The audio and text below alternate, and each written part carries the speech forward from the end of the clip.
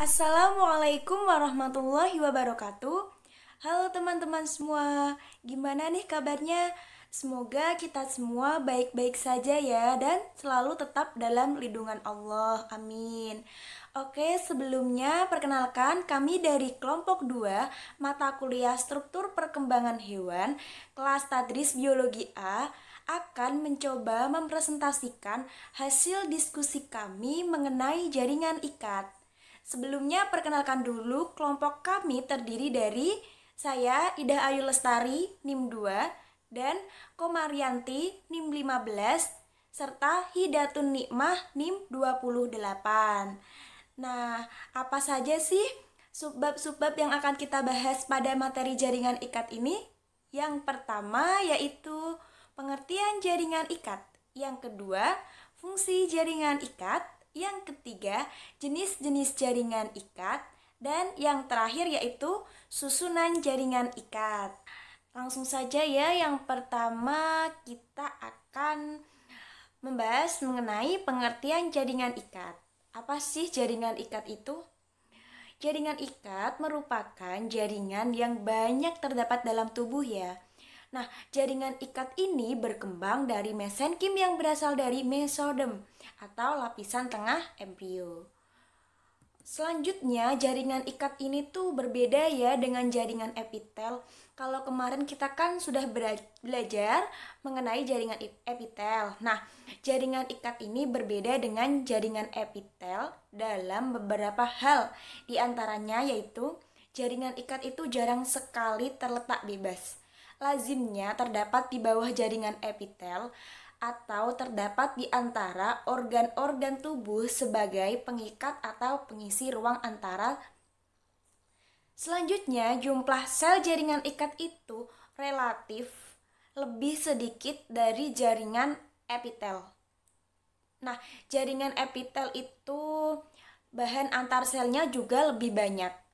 Perimbangan antara sel dan matriks atau bahan antar sel menunjukkan variasi yang cukup jelas ya antara jaringan epitel dan jaringan ikat. Sudah tahu kan? Nah, hal itu tuh tergantung dari macam jaringan ikat tersebut. Dalam tubuh hewan terdapat berbagai bentuk jaringan ikat, bahkan ada yang mengalami modifikasi sesuai dengan fungsinya ya.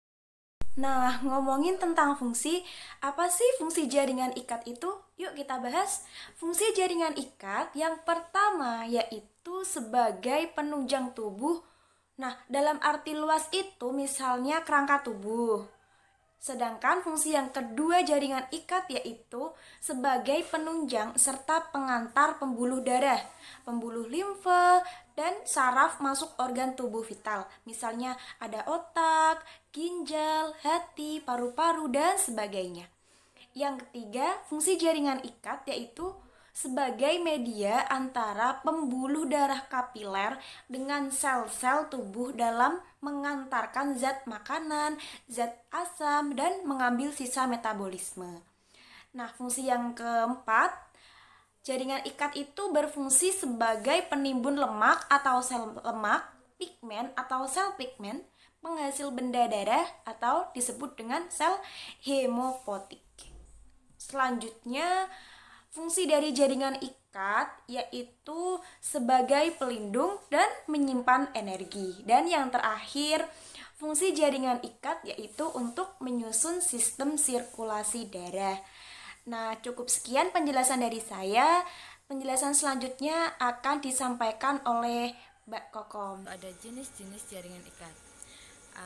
Jaringan ikat sendiri terbagi menjadi beberapa jaringan, yaitu ada jaringan ikat longgar, ada jaringan ikat padat, ada jaringan ikat lemak, ada juga jaringan ikat tulang rawan, ada jaringan darah, dan ada jaringan limfe. Nah, yang pertama itu ada jaringan ikat longgar. Jaringan ikat longgar sendiri mempunyai ciri-ciri yaitu terdiri dari matriks yang mengandung serat kolagen, retikuler, dan elastin. Terdiri dari beberapa jenis sel seperti sel makrofag dan sel plasma. Jaringan ikat sendiri mempunyai fungsi untuk menyongkong organ tubuh dan menghubungkan jaringan satu dengan jaringan yang lainnya. Letak jaringan ikat longgar sendiri berada di selaput perut, ada di saluran pencernaan juga, ada di pembungkus darah dan akson saraf, serta ada juga di kulit. Nah, bisa dilihat pada gambar.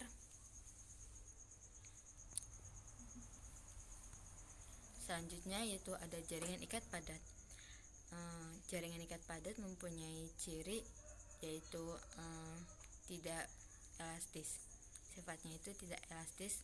Kenapa tidak elastis? Karena didominasi oleh serat kolagen. Jaringan ikat padat sendiri mempunyai fungsi sebagai penghubung antara organ-organ tubuh. Terus jaringan ikat sendiri terbagi menjadi dua, yaitu jaringan ikat teratur dan jaringan ikat tidak teratur. Selanjutnya itu ada jaringan lemak. Jaringan lemak sendiri mempunyai ciri-ciri yaitu tersusun dari sel-sel lemak yang tidak membentuk serat atau matriks. Jaringan lemak sendiri mempunyai fungsi untuk persediaan cadangan makanan. Jaringan lemak terletak pada seluruh bagian tubuh. Contohnya yaitu pada bawah bagian kulit. Selanjutnya ada tulang rawan. Jaringan tulang rawan sendiri mempunyai ciri-ciri yaitu tersusun dari bahan dasar yang disebut dengan chondromucoid, yaitu bahan dasar yang mengandung protein. Jadi tulang rawan sendiri itu lebih didominasi oleh protein. Ada juga jaringan darah. Jaringan darah sendiri mempunyai ciri-ciri yaitu sel-selnya bebas dan matriks cair atau plasma. Terdiri dari eritrosit, leukosit, trombosit, dan plasma darah.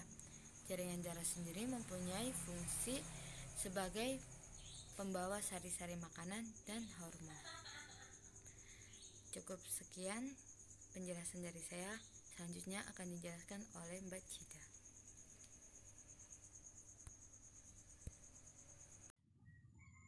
Hai teman-teman, apa kabar? Di sini saya akan melanjutkan penjelasan dari Mbak Kopom.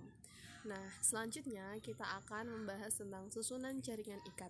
Jadi, jaringan ikat adalah sel utama susunannya ya. Yang saya maksud di sini ada sel fibroblast. Nah, fibroblast ini itu jaringan sel utama yang bentuknya itu memanjang ya, elongated irregularly shaped cell with oval nuclei. Jadi dia tuh berbentuk tidak beraturan dengan inti oval yang that synthesis and secret most component of the ECM. Jadi dia itu mensintesis dan mengeluarkan sebagian besar komponen matriks seluler.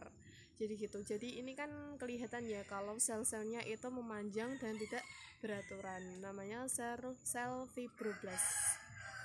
Oke. Nah, selanjutnya ini ada adiposa. Adiposa ini sel yang sangat besar dan khusus untuk penyimpanan trigliserida. Nah, ini sel ini itu mereka mendominasi di dalam jaringan ikat khusus yang disebut yang disebut dengan jaringan adiposa. Jadi jaringan adiposa ini yang mendominasi di dalam jaringan ikat dan berguna untuk penyimpanan trigliserida. Nah, selanjutnya ini ada mast sel mast ya. Sel mast ini berasal dari prekursor sel ya, dari darah dan diisi dengan butiran untuk melepaskan berbagai agen vasoaktif dan zat lain selama reaksi inflamasi dan alergi. Jadi selama tubuh kita itu mengalami inflamasi atau alergi, sel mast ini berguna untuk melepaskan ya berbagai agen vasoaktif yang menyebabkan kita inflamasi tadi atau alergi. Nah, selanjutnya ini ada plasma sel. Nah, plasma sel ini sel yang berumur pendek yang membedakan dari limfosit B dan yang membedakan dari limfosit B dan dikhususkan untuk sekresi antibodi spesifik yang melimpah. Jadi plasma sel ini tuh berdiferensiasi dari limfosit B dan terspesialisasi untuk sekresi antibodi atau immunoglobulins. Jadi gitu. Langsung selanjutnya ada makrofag. Nah, makrofag ini juga sel yang berumur pendek, bisa dilihat bentuknya ya. Ini itu ada di jaringan ikat yang berasal dari prekursor sel yang bisa dipanggil monocytes. Monocyte ini yang beredar di dalam darah yang berfungsi dalam pergantian matriks ekstraseluler. Nah, ini juga fagositosis. Dia fagositosis memakan sel-sel mati dan juga debris. Debris ini artinya kayak dia selain memakan sel mati juga memakan serpihan-serpihan gitu dan sebagai antigen untuk limfosit. Nah, sekian presentasi dari kelompok kami. Kurang lebihnya mohon maaf. Wassalamualaikum warahmatullahi wabarakatuh.